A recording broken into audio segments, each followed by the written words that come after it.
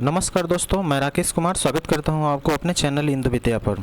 दोस्तों, आप लोगों का एग्ज़ाम 19 तारीख से स्टार्ट होने वाला है। बीपीएससी ट्राई 3.0 का जो री एग्ज़ाम है उसका डेट आ गया है दोस्तों, और 19 तारीख से एडमिट कार्ड भी आ गया है। ठीक है, तो उसको ध्यान में रखते हुए मैं ये फाइनल वीडियो आप लोगों को दे रहा हूँ।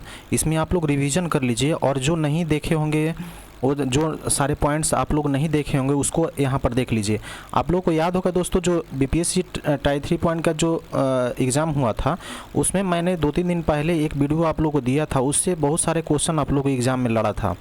तो वही मैं यहाँ भी कोशिश कर रहा हूँ कि अभी 4-5 दिन आप लोगों के एग्ज़ाम में है, तो उसके पहले मैं 4-5 वीडियो दे दूँ, ताकि इस सब वीडियो में आप लोगों को बहुत सारे क्वेश्चन देखने के मिलेंगे। एग्ज़ाम से रिलेटेड पॉइंट ऑफ व्यू से आप लोगों को बहुत सारे इसमें क्वेश्चन देखने के मिलेंगे। ठीक है, तो चलिए हम लोग बिना देरी के वीडियो को स्टार्ट करते हैं। और अभी तक आप लोगों ने मेरे चैनल को सब्सक्राइब नहीं किया है तो प्लीज़ सब्सक्राइब कर लीजिए। ठीक है, क्योंकि एग्ज़ाम से पहले मैं 4-5 वीडियो ऐसे देने वाले हैं दोस्तों, जिसमें मैं टॉपिक वाइज नहीं पढ़ाऊँगा। आपको क्वेश्चन जो रहेगा इधर उधर का क्वेश्चन रहेगा, क्योंकि हम लोग को एग्ज़ाम के पॉइंट ऑफ व्यू से देखना है। ठीक है, तो चलिए यहाँ पर हम लोग बिना देरी के वीडियो को स्टार्ट करते हैं दोस्तों।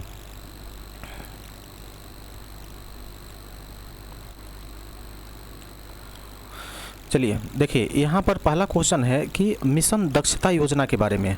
तो पिछला बार जो एग्ज़ाम हुआ था आप लोगों को ट्राई 3.0 वाला, तो उसमें मिशन दक्षता योजना के बारे में आप लोगों से पूछा था इसमें क्वेश्चन। ठीक है, तो इसमें भी आने की संभावना है, इसको आप लोग देख लीजिए, क्योंकि हो सकता है रिपीट हो जाए, क्योंकि ये शिक्षा विभाग से इम्पोर्टेंट है, तो इसीलिए इसमें आने की संभावना है दोस्तों। ये पिछला बार पूछा था क्वेश्चन कि मिशन दक्षता योजना किस विभाग से संबंधित है, तो इसका सही आंसर होता शिक्षा विभाग। कौन सा विभाग? शिक्षा विभाग। शिक्षा विभाग इसमें है क्या दोस्तों? हो सकता है अगली बार इस क्वेश्चन को बदल करके पूछ दे कि शिक्षा विभाग का संबंध मतलब किस एजुकेशन से है, तो ये प्राइमरी एजुकेशन से संबंधित है। किस एजुकेशन से? तो प्राइमरी एजुकेशन से। ठीक है, क्योंकि देखिए प्राइमरी एजुकेशन मतलब कि 1 से लेकर के 5 तक के बच्चों को यहाँ पर 2 घंटा एक्स्ट्रा क्लास देना है दोस्तों। 2 घंटा हर एक टीचर को एक्स्ट्रा क्लास देना है। एक टीचर पर 10 बच्चों को दिया जाएगा। जो बच्चे पढ़ने में कमज़ोर हैं उनको 2 घंटा एक्स्ट्रा क्लास दे करके उसको पढ़ाई में मजबूत करना है। ठीक है, तो इसके लिए मिशन दक्षता योजना बिहार सरकार ने चलाया। ये दूसरे स्टेट में नहीं है, ये बिहार सरकार से संबंधित है। ठीक है दोस्तों, तो ये बिहार सरकार का योजना है, इसलिए ये इम्पोर्टेंट हो जाता है एग्ज़ाम के दृष्टिकोण से। तो इसको आप लोग देख लीजिएगा। ठीक है, मिशन दक्षता योजना। चलिए अब हम लोग देखेंगे कि यूनेस्को के विश्व के धरोहर सूची में बिहार के कितने साइट अभी तक शामिल किए गए हैं। तो यहाँ पर ज़्यादा कुछ नहीं पढ़ना है, यहाँ पर 2 साइट पढ़ना है दोस्तों। यहाँ पर बिहार से 2 ही साइट अभी तक मात्र शामिल किया गया है। उसमें पहला है महाबोधि मंदिर। पहला है महाबोधि मंदिर। ये दूसरा मंदिर नहीं है दोस्तों, ये जो गया में है, बोध भगवान का मंदिर है बोध गया में, उसी मंदिर को महाबोधि मंदिर कहा जाता है।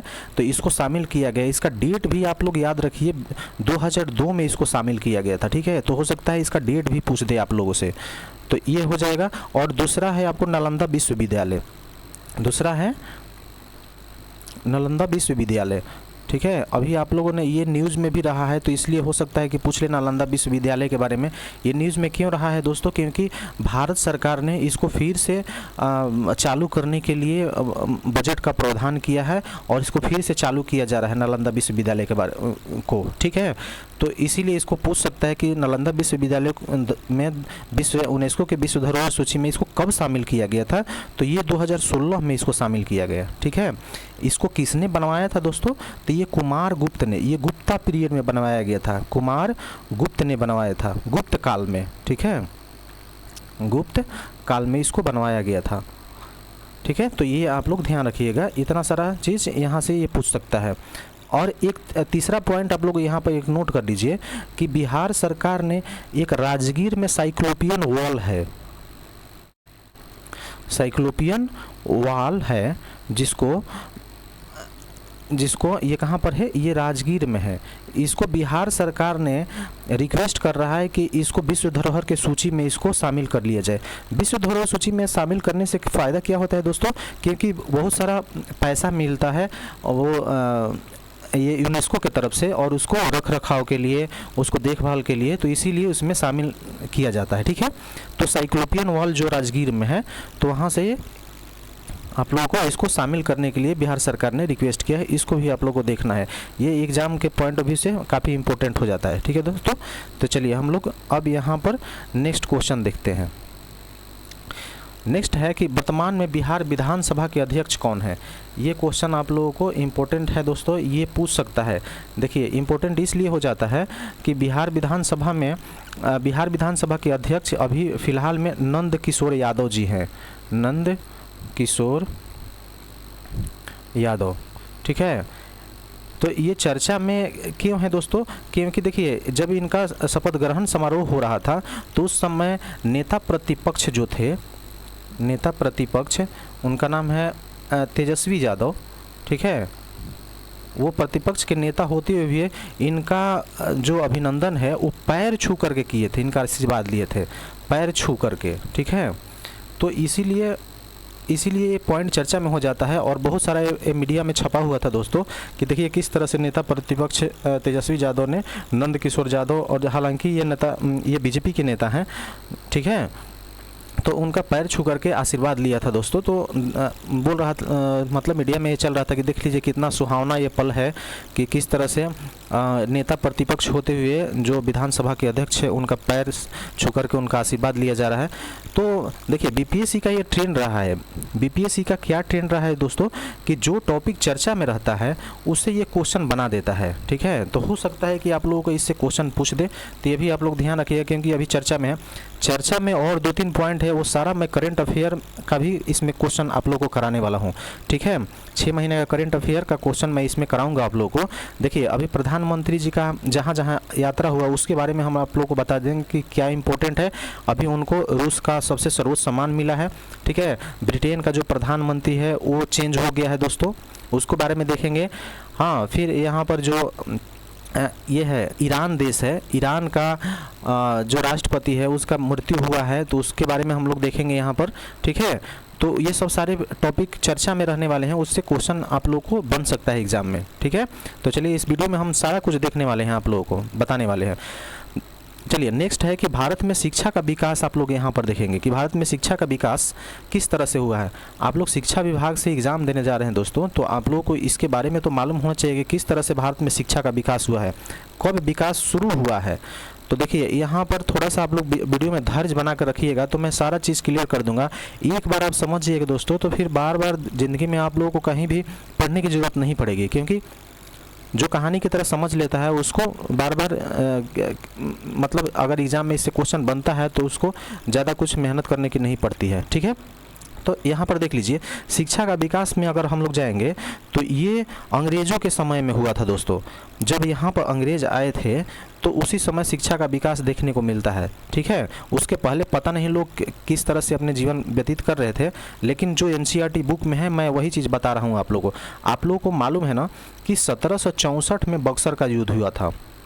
थोड़ा सा ध्यान से सुनिएगा दोस्तों, बक्सर का युद्ध हुआ था। इसी युद्ध के कारण ये निर्णायक युद्ध था। इसी युद्ध के कारण जो ब्रिटिश शासन थी वो भारत में अपना नींव जमा ली। बक्सर युद्ध में जीतने के बाद अंग्रेज़ों का यहाँ पर पैर जम गया था, तो ये एक तरह से कहा जाएगा कि ये निर्णायक युद्ध है। ठीक है, तो इसके बाद 1781 में यहाँ पर जो गवर्नर था वो उसका नाम था हेस्टिंग्स। ठीक है, तो हेस्टिंग्स ने क्या किया दोस्तों कि कलकत्ता में एक मदरसा का स्थापना किया था। मदरसा का स्थापना, इसी के साथ भारत में शिक्षा का विकास देखा जाता है दोस्तों। हेस्टिंग ने सबसे पहले 1771 में मदरसा का स्थापना किया। हाँ, मदरसा, ये मुस्लिमों को शिक्षित करने के लिए मदरसा का स्थापना किया गया था। ठीक है, तो इस तरह से 1781 से देखा जाता है कि भारत में शिक्षा का विकास होना स्टार्ट हुआ था। उसके बाद 1791 में जाएंगे, 10 साल बाद में, तो हिंदू भी कहाँ चुप रहने वाले थे दोस्तों। जोनाथन डंकन उनका नाम था, जोनाथन डंकन। ठीक है, इन्होंने क्या किया कि बनारस में संस्कृत कॉलेज का स्थापना कर दिया। संस्कृत कॉलेज का स्थापना हो गया इनके द्वारा। किसके द्वारा? जोनाथन डंकन के द्वारा। तो ये क्वेश्चन भी पूछा हुआ है कि ये कब हुआ था, तो 1791 में। ठीक है, पहले मदरसा का स्थापना हुआ, उसके बाद संस्कृत कॉलेज का स्थापना हुआ। अब चलिए हम लोग देखते हैं कि किस तरह से यहाँ पर आगे मैं आप लोगों को बता रहा हूँ कि किस तरह से आगे और विकास होता है। अब चले जाइए 1800 ईस्वी में। 1800 ईस्वी में क्या हुआ कि विलियम जोन्स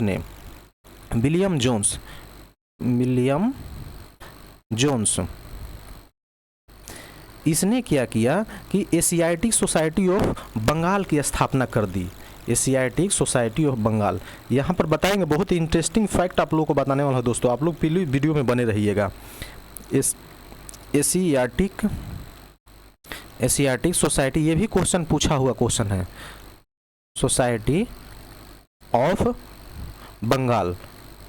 एक्चुअल में ये एशियाटिक सोसाइटी था दोस्तों, ये पूरा एशिया में फैला हुआ था, लेकिन ये सबसे पहले बंगाल में स्थापना कब किया गया, तो 1800 ईस्वी में।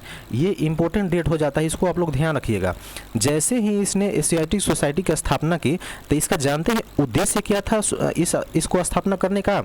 क्योंकि भारत में अंग्रेज लोग आए थे। सोचिए थोड़ा सा जान करके दोस्तों कि भारत में जब अंग्रेज आए थे तो ये इंग्लिश बोलते थे, और यहाँ पर हम लोग बहुत सारे लैंग्वेजेज बोलते थे। ये लैंग्वेजेज इनको समझ में नहीं आती थी, हमारे कल्चर इनको समझ में नहीं आते थे, फिर भी ये लोग यहाँ पर टिक गए और इन लोगों ने शासन करना स्टार्ट कर दिया। दोस्तों सोचिए आप लोग, ये कितना भयानक चीज़ है कि जो हम लोगों के कल्चर के बारे में जानता नहीं है, हमारी भाषा को वो लोग जानता नहीं है, और फिर भी वो लोग यहाँ पर आकर के शासन स्टार्ट कर दिए। तो इन्होंने एशियाटिक सोसाइटी ऑफ बंगाल की स्थापना इसी उद्देश्य से किया था। इनका उद्देश्य यही था। क्या उद्देश्य था दोस्तों? कि हमारे जो भाषाएं हैं, हमारे जो रीति रिवाज उसको समझना है, हमारी भाषा को समझना है। ठीक है, इसी मकसद से एशियाटिक सोसाइटी ऑफ बंगाल की स्थापना इन लोगों ने बंगाल में करी। ठीक है, जब इन्होंने कर दी तो उसके बाद क्या होता है कि एक इन्हीं के सहयोगी थे चार्ल्स बिलिंगसन। इस आदमी का नाम आप लोग ध्यान रखिएगा। क्या नाम था दोस्तों? चार्ल्स बिलिंगसन। ठीक है, इन्होंने अनुवाद विभाग की स्थापना करी। हमारे जितने भी जैसे कालिदास के द्वारा लिखा गया है या जो श्रीमद् भागवत गीता है, उसको ये लोगों ने अनुवाद करना स्टार्ट कर दिया। तो क्या क्या अनुवाद किया था दोस्तों? पहला इन्होंने श्रीमद् भागवत गीता का अनुवाद किया। श्रीमद् भागवत गीता का अनुवाद इन लोगों ने अपने अंग्रेजी भाषा में कर लिया कि ताकि इसमें क्या लिखा हुआ हम लोग समझें और किस तरह से ये भारतीय लोग अपना रीति रिवाज को पालन करते हैं, वो सारा चीज़ सीखने को मिलेगा। ठीक है, दूसरा चीज़ अभिज्ञान संकुतलम। अभिज्ञान संकुतलम, ये जो कालिदास के द्वारा जो कालिदास की फेमस पुस्तक है, इसको भी इन्होंने अनुवाद कर दिया। ठीक है, तीसरा इन्होंने क्या अनुवाद किया? जयदेव की लिखी एक पुस्तक है गीत गोविंद, तो इसको भी ये लोगों ने अनुवाद किया। यहाँ पर भी ये क्वेश्चन देखिए इंपॉर्टेंट हो जाता है, पूछा हुआ क्वेश्चन है। मनुस्मृति को भी इन्होंने अनुवाद किया। और ये पूछा हुआ बीपीएससी के द्वारा पूछा हुआ है कि मनुस्मृति का अनुवाद इन लोगों ने किस नाम से किया था? तो अ कोड, ये इसका नाम ये आप लोग ध्यान रखिए, a code of gentle law. ठीक है, इसी नाम से इन्होंने मनुस्मृति का भी अनुवाद कर दिया था और अनुवाद किया। हाँ, तो यहाँ भी ये शिक्षा के उद्देश्य से इसको एशियाटिक सोसाइटी ऑफ बंगाल की स्थापना किया गया था। अब चलिए आप लोगों को इंटरेस्टिंग चीज़ अब आप लोगों को बताने वाला हूँ दोस्तों। अब इंटरेस्टिंग चीज़ क्या है कि सबसे पहले 1813 में जो चार्टर एक्ट आया था, 1813 का जो चार्टर एक्ट था, उसमें ये प्रावधान किया गया कि अब भारत में ये प्रावधान क्या किया गया कि भारत में शिक्षा पर अब 1 लाख रुपया सालाना खर्चा किया जाएगा। 1 लाख रुपया सालाना खर्चा किया जाएगा। ठीक है, भारत को शिक्षित करना है। ठीक है, इसी उद्देश्य से। लेकिन इनका शिक्षा का उद्देश्य तो आप लोग जानते हैं कि इनकी अपनी मर्जी थी दोस्तों, क्योंकि ये चाहते थे कि अगर भारतीय जो है वो शिक्षित नहीं होंगे, हमारी बातों को समझेंगे नहीं, हाँ, तो हम लोग यहाँ पर विकास नहीं कर पाएंगे। तो 2 तरह का शिक्षा इन्होंने स्टार्ट किया। पहला जो था वो पाश्चात्य शिक्षा था। पाश्चात्य शिक्षा, ये इसको बोला जाता है। पाश्चात्य शिक्षा को आप लोग नोट कर लीजिएगा, पश्चिमी शिक्षा भी कहा जाता है। पश्चिमी शिक्षा, ठीक है। और हम लोगों का एक जो अपना देसी शिक्षा है जिसको हम लोग प्राच्य शिक्षा कहा जाता है, प्राच्य शिक्षा, ठीक है। ये सब एनसीईआरटी बुक से मैं आप लोगों को ये सारा पॉइंट दे रहा हूँ दोस्तों, ठीक है। ये प्राच्य शिक्षा, प्राच्य शिक्षा का मतलब था कि हम लोग अपनी भाषा को देसी भाषा में पढ़ना चाहते हैं। इनका कहना था कि जब ब्रिटेन में अंग्रेजी में पढ़ाया जाता है, फ्रांस में फ्रांसीसी में पढ़ाया जाता है, स्पेन में स्पेनिश में पढ़ाया जाता है, तो भारत में हिंदी क्यों नहीं, हम लोग इंग्लिश सीखने के लिए मजबूर क्यों हों। ये इनका कहना था, किसका, प्राच्य शिक्षा का जो सपोर्टर थे उनका। और ये अंग्रेज लोग पाश्चात्य शिक्षा यहाँ पर लाना चाहते थे ताकि जो शिक्षा इंग्लिश में पढ़ाया जाए। और ये लोग काफ़ी विज्ञान और टेक्नोलॉजी को महत्व देते थे, ठीक है। टेक्नोलॉजी को ये लोग महत्व देते थे। तो इनका कहना ये था, जब देखिए यहाँ से शुरुआत होती है अब मैकाले की शिक्षा नीति दोस्तों, 1835 का ये डेट याद रखिए आप लोग। 1835 में क्या हुआ था, 1835 में इस समय कौन थे गवर्नर जनरल, तो विलियम बेंटिंग थे। विलियम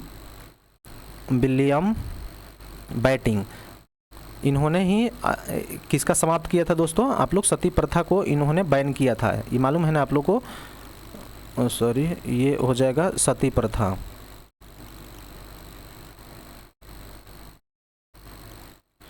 सती प्रथा को इन्होंने बैन किया था, सती प्रथा को विलियम बेंटिंग ने।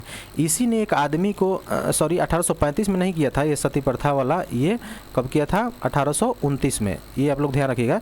लेकिन मैं जो बताने जा रहा हूँ अभी ये कि 1835 में क्या हुआ कि इन्होंने लॉर्ड मैकाले को अपॉइंट किया। हाँ, किसके लिए, शिक्षा में सुधार के लिए। हाँ, ये लोग दोनों पार्टी लड़ रहा था। कोई कह रहा था कि जो प्राच्य शिक्षा है उसको लागू किया जाएगा, और दूसरा आदमी कह रहा था कि इसमें पाश्चात्य शिक्षा को लागू किया जाएगा।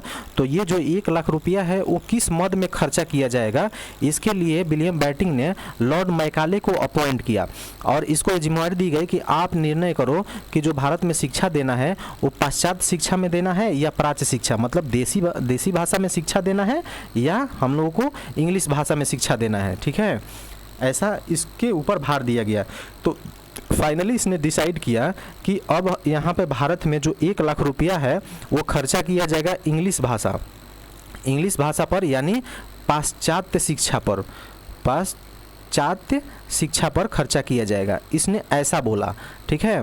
तो इसीलिए लॉर्ड मैकाले को भारत में अंग्रेजी का, इंग्लिश भाषा का या अंग्रेजी शिक्षा का जनक कहा जाता है। अंग्रेजी शिक्षा का जनक इसको कहा जाता है, ठीक है दोस्तों। इसको किसको कहा जाता है, लॉर्ड मैकाले को। ये चीज़ आप लोग ध्यान रखिएगा, लॉर्ड मैकाले को क्या कहा जाता है, अंग्रेजी शिक्षा का जनक। आगे चलकर आप लोग देखेंगे कि 1854 में, यहाँ से फिर आप लोग आ जाइए 1854 में क्या हुआ कि उस समय लॉर्ड डलहौजी का शासनकाल था। लॉर्ड डलहौजी ने यहाँ पर लागू किया था कौन सा, तो चार्ल्स वुड डिस्पैच। कौन सा लागू किया था, चार्ल्स वुड डिस्पैच, इसने लागू कर दिया। ये क्यों किया था, ये शिक्षा में सुधार के लिए ही किया गया था दोस्तों, ठीक है। तो इसमें बहुत सारा अधिकार भी दिया गया था। चार्ल्स वुड डिस्पैच में प्राइवेट कॉलेज खुलवाए गए थे, ठीक है, प्राइवेट स्कूलों को मान्यता दिया गया, इसीलिए इसको कहा जाता है शिक्षा का मैग्ना कार्टा। ये भी आप लोग ध्यान रखिएगा, शिक्षा का अगर पूछेगा कि मैग्ना कार्टा किसको कहा जाता है, मैग्ना कार्टा, तो ये कहा जाता है चार्ल्स वुड डिस्पैच को, ठीक है। ये आप लोग ध्यान रखिएगा, चार्ल्स वुड डिस्पैच को शिक्षा का मैग्ना कार्टा कहा जाता है। तो इतना सारा आप लोग ध्यान है। इसके बाद तो सुधार होते गया। तो चलिए आप लोग यहाँ से इतना सारा पॉइंट आप लोग को मिल गया। तो एग्ज़ाम के दृष्टिकोण से बहुत ही महत्वपूर्ण पॉइंट है दोस्तों। चलिए अब हम लोग नेक्स्ट देखते हैं। नेक्स्ट में है कि बिहार के प्रथम राज्यपाल कौन थे, ये बताना है आप लोगों को, ठीक है। ये बीपीएससी जो ट्राई में तो नहीं ये क्वेश्चन पूछा है, ये बीपीएससी का जो मेन एग्ज़ाम होता है दोस्तों, जैसे 41 बीपीएससी या ये जो अभी 70 बीपीएससी होने वाला है, उसमें ये सब क्वेश्चन पूछा हुआ है, यानी पीसीएस में ये क्वेश्चन पूछा हुआ है। आप लोग को इस तरह से ध्यान रखना है कि ये बिहार जो पीसीएस का एग्ज़ाम होता है उसमें ये क्वेश्चन पूछा हुआ था। तो यहाँ पर देखना है कि भारत के प्रथम राज्यपाल अगर पूछ देगा तो ये राज्यपाल ये डेविड शिफ्टन वाला पूछा था, ठीक है दोस्तों। हाँ, लेकिन यहाँ पर हम लोग इस तरह से देखेंगे कि ये 1912 से स्टार्ट होता है दोस्तों। देखिए, क्योंकि 1912 में बिहार जो है वो बंगाल से अलग हुआ था, तो उस समय उपराज्यपाल का पद बनाया गया था। तो पहला उपराज्यपाल किसको बनाया गया था? तो चार्ल्स एस्टूट बेली को, ठीक है, इसको बनाया गया। हाँ, ये फिर 1920 में इस पद का नाम रख दिया गया गवर्नर। तो गवर्नर जब बनाया गया तो किसको बनाया गया दोस्तों? एसपी सिन्हा जी को बनाया गया था, ठीक है। ये एसपी सिन्हा 1920 में बनाए गए थे। ये प्रथम भारतीय थे। तो ये भी पूछ सकता है कि प्रथम भारतीय जिनको गवर्नर बनाया गया था, तो ये एसपी सिन्हा हो जाएंगे। ये 1920 में इनको बनाया गया था, ठीक है। अगर हम लोग देखते हैं कि स्वतंत्रता के बाद बिहार के प्रथम राज्यपाल कौन थे, तो इनका नाम हो जाएगा जयराम दास दौलत राम, स्वतंत्रता के बाद। लेकिन प्रथम राज्यपाल अगर पूछेगा तो ये डेविड शिफ्टन हो जाएगा। इनको कब बनाया गया था? तो 1937 में बनाया गया था दोस्तों। ये भी आप लोगों को ध्यान रखना है, ठीक है। ये सारा पॉइंट आप लोगों को क्लियर हो गया। और ये क्वेश्चन इसमें किसी न किसी एग्जाम में ये क्वेश्चन पूछते रहता है, तो आप लोग ध्यान रखिएगा इसको, ठीक है। चलिए हम लोग नेक्स्ट क्वेश्चन देखने वाले हैं। नेक्स्ट में है कि बिहार के पहले मुख्यमंत्री कौन थे। ये भी क्वेश्चन बार बार रिपीट होता है, तो इसको भी आप लोग ध्यान में रखिएगा। ये क्वेश्चन बार बार रिपीट होता है, हाँ, पहले मुख्यमंत्री के बारे में। तो देखिए यहाँ पर बता दूं कि पहला मुख्यमंत्री का पद 1937 में बनाया गया था। ये आप लोगों को ध्यान रखना है। 1937 का जो इलेक्शन हुआ था दोस्तों, इलेक्शन, तो उसमें पहला पार्टी जो था वो सबसे ज़्यादा सीट कांग्रेस को मिली थी। ये ध्यान रखिए आप लोग, किसको मिली थी? कांग्रेस को सबसे ज़्यादा सीट मिली थी। और कांग्रेस किसको मुख्यमंत्री बनाना चाहती थी? श्री कृष्ण सिंह को। श्री कृष्ण सिंह को कांग्रेस मुख्यमंत्री बनाना चाहती थी बिहार के, ठीक है। तो इनको जब मुख्यमंत्री बनाने का बात चल रहा था, तो ये एक बात पे अड़े हुए थे। क्या अड़े हुए थे? कि इनका कहना था कि देखिए, हम लोग जो वोट मांगे हैं और जिस तरह से मैं जीत करके आया हूँ, तो लोगों में ये कह के आया हूँ कि जो भी स्वतंत्रता सेनानी जो जेलों के अंदर बंद है, स्वतंत्रता सेनानी जो जेलों के अंदर बंद है, उनको आपको रिहा करना पड़ेगा, रिहा करना पड़ेगा, ठीक है। अगर मैं मुख्यमंत्री बनता हूं तो उनको मैं रिहा कर दूंगा, ठीक है। लेकिन इसी बात पर उस समय गवर्नर जनरल कौन था? डेविड शिफ्टन। डेविड शिफ्टन, अभी आप लोगों को मैंने बताया था कि डेविड शिफ्टन उस समय राज्यपाल था, ठीक है। तो इस डेविड शिफ्टन ने इनकी बात को मानने से इनकार कर दिया। बोला कि नहीं, हम जिसको हमने कैद किया है उसको हम लोग छोड़ेंगे नहीं। और श्री कृष्ण सिंह का कहना था कि हम उसी बात पे तो इलेक्शन जीत के आए हैं। हम गांव-गांव में जाकर यही बोले हैं कि आपका बेटा, आपके पति जो जेलों में बंद है, अगर मैं मुख्यमंत्री बनता हूँ तो उसको रिहा करूँगा, ठीक है। लेकिन डेविड शिफ्टन मानने को तैयार नहीं था। तो यह सरकार ये बोले कि तब हम गवर्नमेंट नहीं बनाएंगे। तो दूसरे नंबर की पार्टी थी मोहम्मद यूनुस की पार्टी। इनको याद रखिए आप लोग, मोहम्मद यूनुस खान की पार्टी थी स्वतंत्र पार्टी। इनका नाम था इंडिपेंडेंट पार्टी या स्वतंत्र पार्टी, आप लोग बोलिए, स्वतंत्र पार्टी इनका नाम था, ठीक है। इसके पार्टी का नाम मोहम्मद यूनुस के। हाँ, गवर्नर जनरल ने तुरंत इनको इनवाइट किया कि ये सरकार श्री कृष्ण सिंह सरकार नहीं बनाते हैं, तो आप आइए सरकार बना लीजिए। हाँ, तो ये मान गए और वहाँ पर जाकर के मुख्यमंत्री का शपथ ले लिए। सोचिए दोस्तों, देखिए, मुख्यमंत्री का शपथ ये जाकर के ले लिए। तो इस तरह से ये पहला अगर मुख्यमंत्री पूछ देगा तो ये कौन थे? पहला मुख्यमंत्री मोहम्मद यूनुस खान हो जाएंगे, मोहम्मद यूनुस खान, ठीक है। फिर बाद में कुछ ऐसा हुआ कि श्री कृष्ण सिंह मान गए, ठीक है दोस्तों। और ये मान गए तो फिर इनका सरकार जो था, मोहम्मद यूनुस का सरकार जो था वो गिर गया और श्री कृष्ण सिंह की सरकार फिर से वापस आ गई, ठीक है। तो ये अगर पूछेगा कि दूसरा मुख्यमंत्री कौन थे बिहार का, तो ये श्री कृष्ण सिंह ही थे, ठीक है। ये ज़्यादा दिन तक ये सरकार नहीं चली थी दोस्तों, फिर बाद में जा कर के ये भी इस्तीफा दे दिए थे, ठीक है। तो यहाँ पर इसी तरह से ध्यान रखना है। लेकिन अगर पूछ देगा कि 1947 में जब देश आज़ाद हुआ था तो बिहार के मुख्यमंत्री कौन बने थे, तो ये प्रथम मुख्यमंत्री हो जाएंगे श्री कृष्ण सिंह। 1947 में जब देश आज़ाद हुआ तो श्री कृष्ण सिंह ही मुख्यमंत्री बने थे, तो उस समय प्रथम हो जाएंगे। लेकिन अभी यहाँ पर द्वितीय हैं, ठीक है। और उस समय जो राज्यपाल थे वो जयराम दास दौलत राम थे, जयराम दास दौलत राम, 1947 में। इस तरह से आप ध्यान रखिएगा, ठीक है। चलिए, तो ये सारा फैक्ट्स आप लोगों को मिल गया। यहाँ पर देख लीजिए, यही तो क्वेश्चन है कि स्वतंत्र बिहार के प्रथम मुख्यमंत्री कौन हो जाएंगे दोस्तों, तो यहाँ पर हो जाएंगे श्री कृष्ण सिंह। श्री कृष्ण सिंह ये कहाँ के रहने वाले थे दोस्तों, तो ये मुंगेर के रहने वाले थे। मुंगेर इनका जिला था, मुंगेर जिला, ठीक है। ये भी आप लोगों को ध्यान रखना है। श्री कृष्ण सिंह गाँव मुंगेर जिला में पड़ता था। चलिए ये सारा आप लोगों को मिल गया फैक्ट्स। अब चलिए हम लोग नेक्स्ट क्वेश्चन देखते हैं।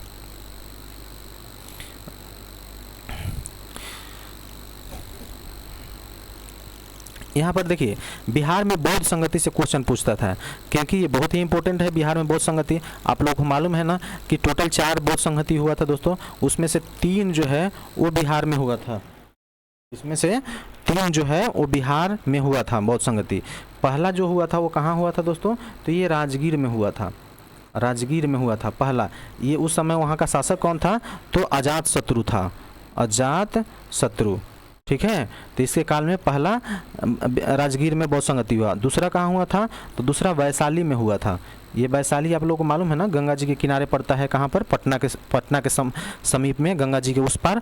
तो वैशाली में उस समय शासक कौन था, तो कालाशोक के समय में ये दूसरा बौद्ध संगति हुआ था, ठीक है। तीसरा कब हुआ था, तो ये पाटलिपुत्रा में हुआ था।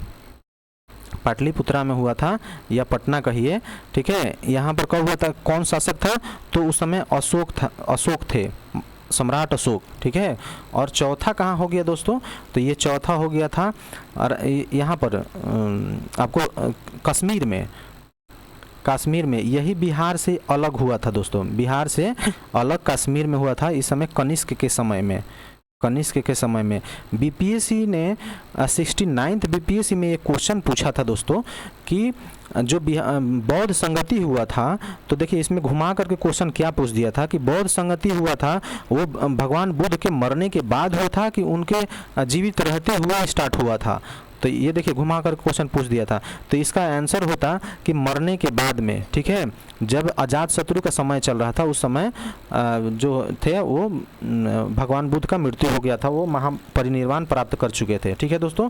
तो उनके मृत्यु के बाद ये सब बौद्ध संगति स्टार्ट हुआ था, मृत्यु के बाद, ठीक है। ये भी आप लोग ध्यान रखिए। चलिए ये सब हो गया। चलिए बिहार में शराबबंदी, देखिए बिहार से इंपॉर्टेंट क्वेश्चन, ये बिहार से शराबबंदी पूछ सकता है। तो ये 1 अप्रैल, ये सब तो क्वेश्चन रटने वाला है। 1 अप्रैल ये कब हुआ था, 1 अप्रैल 2015 को हुआ था दोस्तों, ठीक है। ये 1 अप्रैल 2015 को बिहार में शराबबंदी लागू हुआ था। ये रटने वाला क्वेश्चन है, आप लोग इसको ध्यान रख लीजिएगा, ठीक है। शराबबंदी जो, शायद इसमें मैं कंफ्यूजन हो रहा हूँ दोस्तों, सॉरी ये 1 अप्रैल 2015 को नहीं 2016 को हुआ था, ये गलत हो गया। 2016 यहाँ पर नोट कर लीजिए, ये फैक्ट है, ये मतलब सही है दोस्तों, 2016 वाला सही है, ये 2016 को हुआ था। अगर यहाँ पर पूछ देता है, इसको थोड़ा सा मैं फ्रेश कर देता हूँ, जो शराबबंदी है वो शराबबंदी कब लागू हुआ था, तो 1 अप्रैल 2016 को हुआ था। अगर पूछ दिया कि यहीं पर पूछता है जीएसटी के बारे में, तो जीएसटी कब लागू हुआ था दोस्तों, तो वो हुआ था 1 अप्रैल 2017 को जीएसटी लागू हुआ था पूरे देश में, ठीक है। ये ध्यान रखिए आप लोग। हाँ, अगर नीति आयोग के बारे में पूछता है, तो नीति आयोग का गठन जो हुआ था, ये कब हुआ था, तो 1 जनवरी 2015 को हुआ था। देखिए 2015 को नीति आयोग का गठन हुआ था, ये आप लोगों को ध्यान रखना है।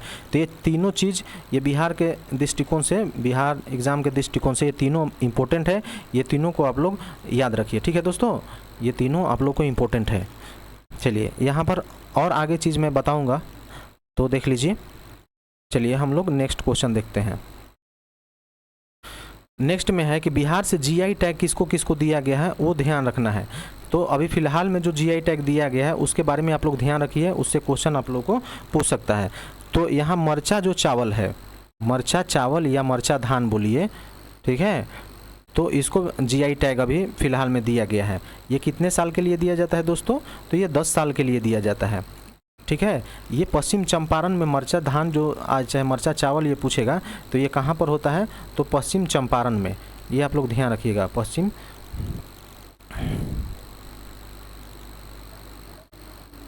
ये पश्चिम चंपारण में होता है, ठीक है, पश्चिम चंपारण में। और बिहार में सबसे ज़्यादा क्या होता है दोस्तों, तो यहाँ पर गन्ना की खेती जो होती है वो पश्चिम चंपारण में सबसे ज़्यादा होती है बिहार में, ये ध्यान रखना है। अगर धान की खेती पूछ देगा कि धान की खेती सबसे ज़्यादा कहाँ होती है, तो आप लोग ध्यान रखिएगा, ये रोहतास में होता है, रोहतास में, ठीक है। धान और गेहूँ ये दोनों में रोहतास जो है वो आगे है दोस्तों, गेहूं में भी रोहतासी है, ठीक है, ये भी आप लोग ध्यान रखिएगा। चलिए, और गन्ना की खेती में ये पूछ देगा तो ये क्या हो जाएगा, ये पश्चिम चंपारण। चलिए नेक्स्ट हम लोग जीएसटी कब लागू हुआ था, इसको तो मैं बता दिया आप लोगों को, कब लागू हुआ था, 1 अप्रैल 2017 को ये जीएसटी पूरे देश में लागू हुआ था, ठीक है दोस्तों, तो ये भी आप लोग ध्यान रखिए।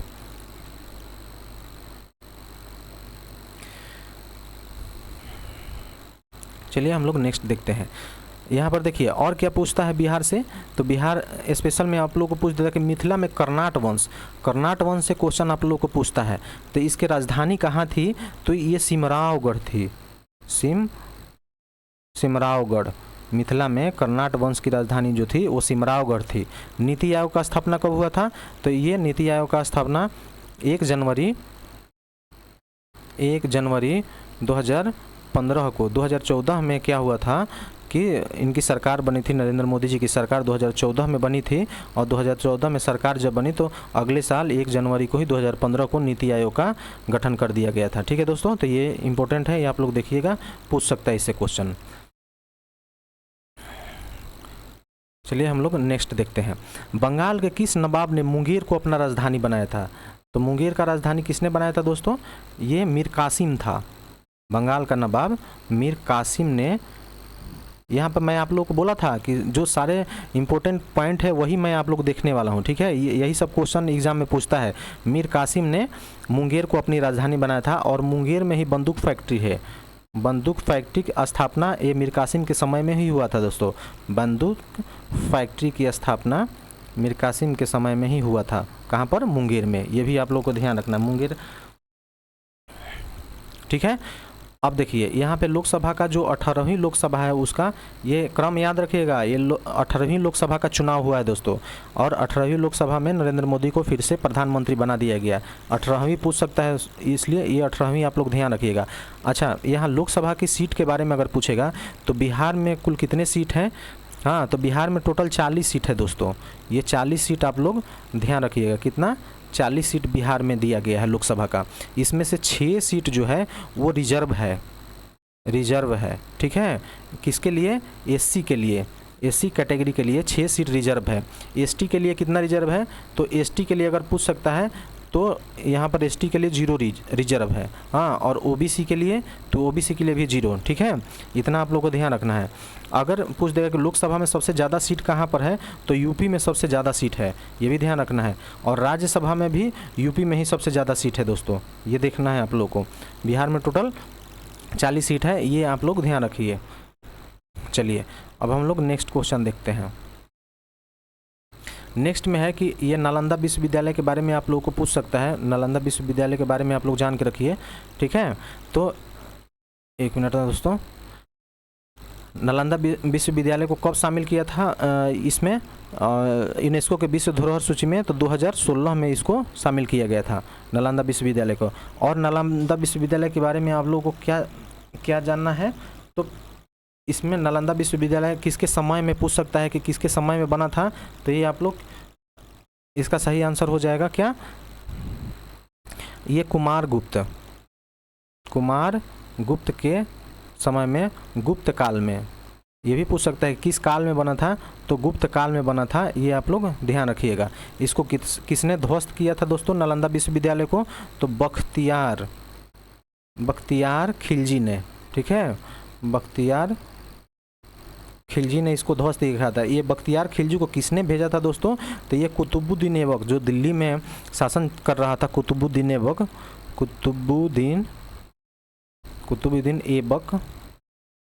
ऐबक का ये सेनापति था, ठीक है दोस्तों, इसने नालंदा विश्वविद्यालय को ध्वस्त किया था।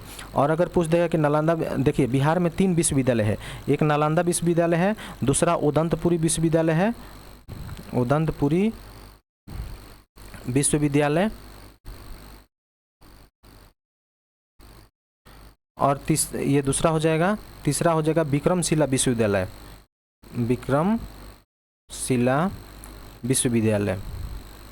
ये 3 विद्यालय के बारे में बिहार में अक्सर क्वेश्चन पूछता है, ठीक है। तो अगर विक्रमशिला विश्वविद्यालय को पूछेगा तो इसको किसने बनाया था, तो इसको गोपाल ने बनाया था, वो पाल शासक था गोपाल, उसने विक्रमशिला विश्वविद्यालय को बनाया था, ठीक है। और ये तीनों को ध्वस्त किया था किसने दोस्तों?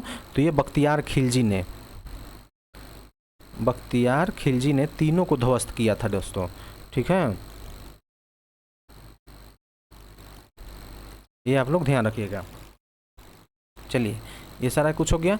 अब बिहार राज्य बनाने में सक्रिय भूमिका किसने निभाई थी? बिहार राज्य का जब गठन हो रहा था दोस्तों, तो सबसे पहली मांग किसने किया था? तो ये सच्चिदानंद सिन्हा हो जाएगा। सच्चिदानंद सिन्हा के बारे में आप लोग ध्यान रखिएगा। सच्चिदानंद सिन्हा को ये सबसे पहले मांग कब किया था दोस्तों इन्होंने?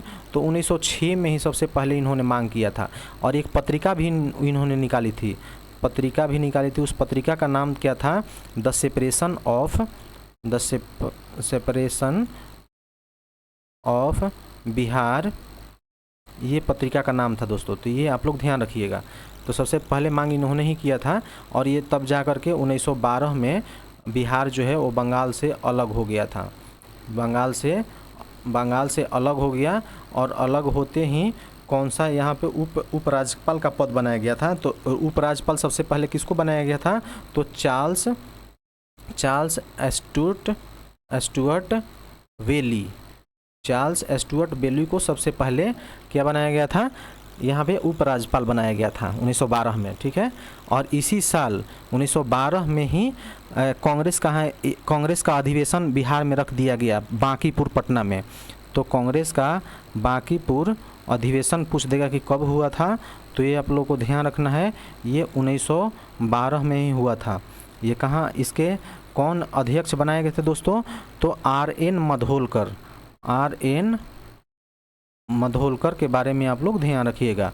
यही सब तो क्वेश्चन पूछेगा दोस्तों, इसी तरह से पूछता है। और दूसरा अधिवेशन कब बिहार में हुआ था कांग्रेस का? तो 1912 से 1922 कर लीजिए, 10 साल बाद। ये कहाँ पर हुआ था? तो गया में अधिवेशन हुआ था, गया अधिवेशन। इसके अध्यक्ष कौन बनाए गए थे? तो चित्तरंजन दास को बनाया गया था।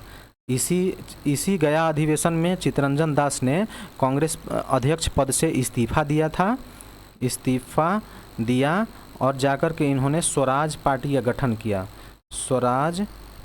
स्वराज पार्टी का गठन किसने किया था? तो यही चित्तरंजन दास थे। चित्तरंजन दास ने स्वराज पार्टी का गठन किया, और उसके मुख्य सचिव बनाए गए थे किनको? तो मोतीलाल नेहरू को बनाया गया था। ये कौन थे मोतीलाल नेहरू? ये जवाहरलाल नेहरू के पिता थे, जवाहरलाल नेहरू के पिताजी थे। ठीक है, ये मोतीलाल नेहरू। ठीक है दोस्तों, और ये आप लोग को बिहार में एक और चीज़ जानना है कि बिहार का 1912 का जो 1912 में जो ये हुआ था आप लोगों का कांग्रेस का अधिवेशन, बांकीपुर अधिवेशन हुआ था।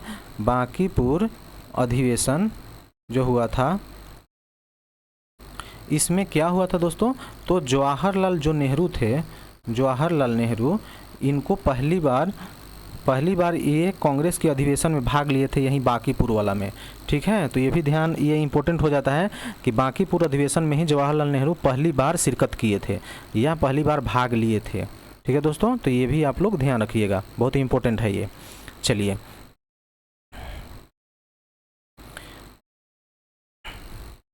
अब नेक्स्ट देखते हैं हम लोग विक्रमशिला विश्वविद्यालय के बारे में। अभी आप लोगों को मैंने बताया कि विक्रमशिला विश्वविद्यालय किसके काल में बनाया गया था, किसने बनाया था? तो इसको गोपाल ने बनवाया था। ये पाल वंश के शासक थे गोपाल। इन्होंने विक्रमशिला विश्वविद्यालय को बनाया। ये कहाँ पर है दोस्तों? तो ये भागलपुर में है। ठीक है, भागलपुर को और क्या जाना जाता है? सिल्क सिटी के नाम से। सिल्क सिटी, यहाँ पर जो है वो सिल्क का साड़ी जो बनता है वहीं पर बनता है दोस्तों, भागलपुर में है, इसीलिए इसको सिल्क सिटी कहा जाता है। ठीक है, ये भागलपुर बहुत ही मतलब फेमस है आज के टाइम में। पटना के बाद भागलपुर का ही स्थान आता है। ठीक है, ये भी ध्यान रखिए। अच्छा, ये तक्षशिला विश्वविद्यालय, ये तो पाकिस्तान में पड़ता है दोस्तों। अभी पाकिस्तान में, अभी फ़िलहाल में, वर्तमान में ये पाकिस्तान में पड़ता है। लेकिन इससे क्वेश्चन क्या बनता है कि जो गुप्त काल था, तो गुप्त काल में कौन सा विश्वविद्यालय था? तो नालंदा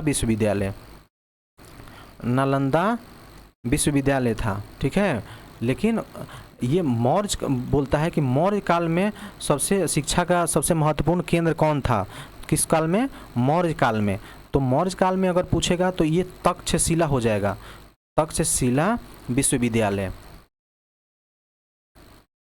ठीक है। ये आप लोगों को ध्यान रखना है। और मौर्य काल में तक्षशिला है। और सबसे अगर पुराना पूछेगा कि पूरे विश्व में सबसे पुराना कोई विश्वविद्यालय कौन सा है, तो यही हो जाएगा तक्षशिला विश्वविद्यालय। ये शिक्षा का महत्वपूर्ण केंद्र था दोस्तों, ठीक है। मौर्य काल से ये संबंधित था। उदंतपुरी विश्वविद्यालय अगर पूछेगा तो ये कहाँ पर है, तो ये आपको ये नालंदा के समीप में है दोस्तों। नालंदा इसको नहीं बोल सकते, ये उदंतपुरी विश्वविद्यालय पहले, अच्छा बिहार का जो पहला नाम था वो उदंतपुरी ही था दोस्तों, उदंतपुर ही था बिहार का पुराना नाम, ठीक है। तो ये भी ध्यान रखिएगा। ये जो आप लोगों को इसके बारे में थोड़ा सा मुझे ध्यान में नहीं आ रहा है दोस्तों, एक मैं जगह का नाम याद कर रहा हूँ, मुझे कंफर्म नहीं हो रहा है, तो इसलिए इसका इस क्वेश्चन का आंसर आप लोग दीजिएगा कि यह कहाँ पर है। ये नालंदा नहीं है दोस्तों। अरे जो नीतीश कुमार जी हैं, उनके नीतीश कुमार का गांव के तरफ में ये उदंतपुरी विश्वविद्यालय है। इसके बारे में मुझे रिकॉल नहीं हो पा रहा है वो गांव का नाम दोस्तों, तो चलिए आप लोगों को बाद में इसको बता दूंगा, या आप लोगों को मालूम हुआ तो कमेंट बॉक्स में इसका जवाब दीजिए, ठीक है। चलिए ये हो गया। अब हम लोग नेक्स्ट देखने वाले हैं। ये सारा चीज़ आप लोगों को देख करके जाना है दोस्तों, यही चीज़ आप लोगों को एग्ज़ाम में बनने वाला है, ठीक है। देखिए हुंकार समाचार पत्र के बारे में यहाँ पर पूछता है, हाँ, तो इसके बारे में सारा अभी हम लोग देखेंगे। देखिए हुंकार समाचार पत्र, तो इसको किसने लिखा था, हाँ, तो इसमें 3 लोगों ने मिलकर के इसका पब्लिकेशन किया था दोस्तों, और तीनों लोगों का नाम कभी कभी दे देता है और चौथा का नाम अलग दे देगा, उसमें बोलेंगे कि कौन इसमें नहीं थे। तो पहला तो इसमें नाम है आप लोग को स्वामी सहजानंद सरस्वती का, स्वामी सहजानंद सरस्वती, इनको आप लोग ध्यान रखिए। दूसरा थे इसमें आप लोगों को राहुल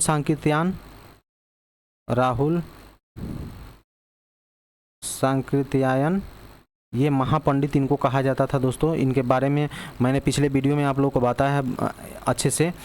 इसमें यमुना कारजी थे, यमुना कारजी, इनको भी आप लोगों को ध्यान रखना है।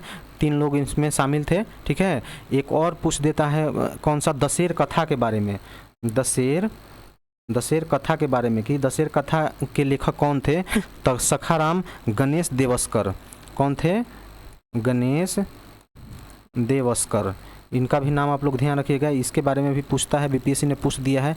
माँ की पुकार, और एक और है आप लोगों को स्वराज पत्रिका के लेखक कौन थे, इसके बारे में पूछ देता है। तो इन दोनों के लेखक थे बाल मुकुंद वाजपेयी, ठीक है। ये तीनों का नाम आप लोग ध्यान रखिएगा दोस्तों, इससे क्वेश्चन पूछते रहता है एग्जाम में। तो ये हुंकार समाचार पत्र, दशेर कथा और माँ की पुकार और स्वराज पत्रिका, ये तीनों के बारे में आप लोग ध्यान रखिएगा। चलिए पटना विश्वविद्यालय की स्थापना पूछेगा तो कब होगा, तो पटना विश्वविद्यालय जो है 1917 में इसकी स्थापना किया गया था। कब दोस्तों, 1917 में, ठीक है। पटना महिला महाविद्यालय की स्थापना, ये पिछले बार में पूछा हुआ क्वेश्चन है, बीपीएससी ट्राई में क्वेश्चन पूछा हुआ है, 3.0 में पूछा था। तो ये कब हुआ था, 1940 में, आप लोग इसको ध्यान रखिएगा, ठीक है। 1940 में इसका स्थापना किया गया था। पटना हाई कोर्ट अगर पूछेगा तो हाई कोर्ट कब स्थापना हुआ था, तो 1916 में, ठीक है। अभी पूछेगा पटना हाई कोर्ट के मुख्य न्यायाधीश कौन है, तो मुख्य न्यायाधीश आप लोगों को हो जाएंगे विनोद चंद्रन, ये आप लोग ध्यान रखिएगा, ठीक है। चलिए नेक्स्ट अब आप लोगों को क्या देखना है, नेक्स्ट में है कि बिहार बंधु। देखिए यहाँ पर 3-4 समाचार पत्र का नाम लिखा हुआ है, इससे बिहार में क्वेश्चन बनते रहता है। बिहार बंधु ये प्रथम समाचार पत्र था बिहार का, लेकिन ये कहाँ से, हिंदी का प्रथम हिंदी समाचार पत्र था बिहार के लिए, लेकिन ये प्रकाशित होता था कलकत्ता से, ये आप लोग को ध्यान रखना है। प्रथम हिंदी समाचार अगर पूछ दे कि प्रथम हिंदी समाचार ऑफ बिहार कौन सा था, तो ये बिहार बंधु, लेकिन प्रकाशित होता था कलकत्ता से। बिहार हेराल्ड ये प्रथम समाचार पत्र था, लेकिन ये इंग्लिश में छपता था दोस्तों। इंग्लिश का प्रथम समाचार पत्र कौन सा था, तो बिहार हेराल्ड, ये भी कलकत्ता से छपता था, कलकत्ता से छपता था। लेकिन अगर पूछ देगा कि बिहार से छपने वाला बिहार का प्रथम समाचार पत्र कौन सा था, तो ये सर्च लाइट ये बिहार से प्रकाशित होता था, बिहार के पटना से प्रकाशित होता था। ठीक है, पटना से प्रकाशित इसको किया जाता था। ठीक है दोस्तों, तो ये आप लोग ध्यान रखिए। बिहार विद्यापीठ का स्थापना कब हुआ था, तो ये महात्मा गांधी ने किया था। महात्मा गांधी ने बिहार विद्यापीठ की स्थापना किया था। ये कब किया था, 1920 में। ठीक है दोस्तों, जब असहयोग आंदोलन के दौरान महात्मा गांधी ने बिहार विद्यापीठ की स्थापना किया था। इसी के साथ में जामिया मिलिया इस्लामिया, यहाँ पे हो जाएगा जामिया मिलिया इस्लामिया। ठीक है दोस्तों, ये जो विश्वविद्यालय है इसका स्थापना किया गया था। ठीक है, ये भी आप लोग ध्यान रखिएगा। और गुजरात पीठ का स्थापना इसी समय किया गया था। तो ये भी आप लोग ध्यान रखिए, किसके द्वारा, तो महात्मा गांधी के द्वारा। ये सब हुआ था असहयोग आंदोलन के दौरान। ठीक है, आप लोगों को ध्यान रखना है। ये हो गया दोस्तों। चलिए अब हम लोग नेक्स्ट क्या देखने वाले हैं। नेक्स्ट में है कि बिहार में होम रूल आंदोलन के बारे में पूछता है। बिहार में होम रूल आंदोलन के बारे में पूछता है, तो यहाँ पे इसका क्या जवाब होगा दोस्तों। तो बिहार में होम रूल के से एक ही क्वेश्चन पूछता है कि इसके अध्यक्ष कौन थे। तो अध्यक्ष का अगर नाम पूछेगा तो यहाँ पर आप लोग बताइएगा मजहरुल हक ये थे होम रूल के बिहार में संस्थापक। ठीक है, तो जो होम रूल था इसका संस्थापक कौन थे, तो होम रूल के संस्थापक तो एनी बेसेंट थे दोस्तों। ये भी आप लोग को ध्यान रखना है, एनी बेसेंट। और बाल गंगाधर तिलक भी थे, बाल गंगाधर तिलक, इनके बारे में भी आप लोगों को ध्यान रखना है। ठीक है, ये हो गए। चलिए अब इसके बाद आप लोगों को देखना है कि बिहार में रामसर साइट, ये इंपॉर्टेंट हो जाता है। मैं बार बार बोल रहा हूं दोस्तों कि ये VVI क्वेश्चन आप लोग इसको कर लीजिए, 3 स्टार लगा लीजिए। ये क्वेश्चन आएगा क्योंकि अभी बिहार में इससे बहुत सारा काफ़ी चेंजेज हुआ है। पहले बिहार में एक ही रामसर साइट था दोस्तों, वो था कांवर ताल झील। ये कहाँ पे है दोस्तों, तो ये बेगूसराय में है, बेगूसराय में ये झील है। ठीक है, मात्र एक ही बिहार से रामसर साइट था, लेकिन अभी इसमें 2 और नया शामिल किया गया है। ये करंट अफेयर का क्वेश्चन है, ये इसको ध्यान में रखिएगा। ये निश्चित तौर पे एग्जाम में आप लोग को इससे सवाल बनेगा। ये नागा पक्षी बिहार और नकटी ये दोनों अलग अलग है। नकटी पक्षी बिहार ये दोनों कहाँ है दोस्तों, तो ये दोनों जमुई में है। अभी इसको रामसर साइट में इसको शामिल कर लिया गया है। ठीक है, तो ये ध्यान रखिएगा। इससे क्वेश्चन आप लोग को बनेगा ही बनेगा, एकदम VVI इसको करके रखिए। अच्छा, रामसर साइट के बारे में और जान लीजिए कि रामसर जो साइट है, ये रामसर साइट क्या है, रामसर क्या है, तो ये ईरान का एक जगह है दोस्तों। ईरान का एक जगह है जो आपको कैस्पियन सागर है, विश्व का सबसे बड़ा सागर आप लोग जानते हैं ना कि कैस्पियन सागर है। उसी के तट पर, कैस्पियन सागर के तट पर एक पानी से भरा हुआ दलदल एरिया है दोस्तों, रामसर। हाँ, उसी को तो रामसर साइट बोला जाता है। ये दलदली क्षेत्र है, नमी वाले भूमि, इसको कहा जाता है नमी वाली भूमि। ये 1971 में यहाँ पर बैठक हुआ था दोस्तों, और तभी से जितने मतलब पूरे विश्व में जितने भी नमी वाले जगह है उसको मतलब पॉइंटेड किया जाता है, और पॉइंट करके और उसको रामसर साइट घोषित किया जाता है। तो पहली बार बैठक ये रामसर में हुआ था। ये रामसर जो जगह है वो ईरान में पड़ता है, इसीलिए ये पूछ देता है कि ये कब हुआ था, तो 1971 में हुआ था, और उसी समय से ये पूरे विश्व में चालू है। ठीक है दोस्तों, तो चलिए ये आप लोगों को हो गया। नेक्स्ट में है कि असहयोग आंदोलन में बिहार का से पूछता है। तो अगर असहयोग आंदोलन से बिहार में पूछेगा तो यहाँ पर क्या जवाब होगा? तो एक मिनट, असहयोग आंदोलन का सबसे महत्वपूर्ण चेहरा पूछ देता कि बिहार में सबसे महत्वपूर्ण चेहरा कौन थे, तो ये डॉक्टर राजेंद्र प्रसाद थे। ठीक है, इनका आप लोग का नाम ध्यान रखना है, राजेंद्र प्रसाद जी को। असहयोग आंदोलन से इनका राजेंद्र प्रसाद जी के बारे में पूछता है। असहयोग आंदोलन कब स्टार्ट हुआ था दोस्तों? तो 1920 में। ठीक है, 1 अगस्त 1920 को असहयोग आंदोलन को शुरू किया गया था, ये ध्यान रखना है आप लोगों को। हाँ, इसमें पूछता है कि कौन कौन से नेता थे जो असहयोग आंदोलन के दौरान में कॉलेज छोड़ दिए थे दोस्तों। तो ये कॉलेज कौन कौन छोड़े थे? हाँ, तो इसमें हो जाएगा आप लोगों को श्री कृष्ण सिंह थे, उस समय पढ़ रहे थे, श्री कृष्ण सिंह जी थे। हाँ, इनके साथ और 2-3 नेता थे दोस्तों, तो उसके बारे में हम लोग देखेंगे। श्री कृष्ण सिंह थे, अनुग्रह नारायण थे, इन्होंने कॉलेज छोड़ा था दोस्तों। लेकिन इसमें एक इम्पोर्टेंट हो जाता है कि जयप्रकाश नारायण जी के बारे में पूछ देता है कि मात्र इनको 20 दिन इनका परीक्षा का समय था, परीक्षा में इनका मात्र 20 दिन का समय था और इन्होंने कॉलेज छोड़ दिया था दोस्तों, कॉलेज छोड़ दिया था। ठीक है, तो इसीलिए इनसे क्वेश्चन बन जाता है, ये भी आप लोगों को ध्यान रखना है। कर्पूरी ठाकुर जी के बारे में देखना है, तो कर्पूरी ठाकुर जी को अभी क्या मिला? भारत रत्न मिला था दोस्तों, भारत रत्न मिला। ठीक है, ये भारत का सर्वोच्च सम्मान 1954 से ये स्टार्ट हुआ था दोस्तों। तो भारत का सर्वोच्च सम्मान अभी कर्पूरी ठाकुर जी को दिया गया था। ये कहाँ के रहने वाले थे? तो ये समस्तीपुर के रहने वाले थे, समस्तीपुर के रहने वाले थे। ये 2 बार बिहार के मुख्यमंत्री बन चुके हैं, ये भी ध्यान रखना है आप लोगों को। और 1 बार उप मुख्यमंत्री बने थे, उप मुख्यमंत्री 1 बार बने थे। ठीक है, तो ये आप लोग को ध्यान रखना है। और अभी पूछ देगा कि और किसको किसको अभी मिला है भारत रत्न जो है। अभी टोटल ये इतिहास हो गया है दोस्तों ये कि भारत में अभी तक 5 बार किसी को भी भारत रत्न नहीं दिया गया था। एक समय में 5 लोगों को भारत रत्न 2024 में दिया गया है दोस्तों, तो ये आप लोगों को ध्यान रखना है। ठीक है, लेकिन इसमें कर्पूरी ठाकुर जी से हो सकता है क्वेश्चन पूछ दे, तो ये आप लोग ध्यान रखिएगा।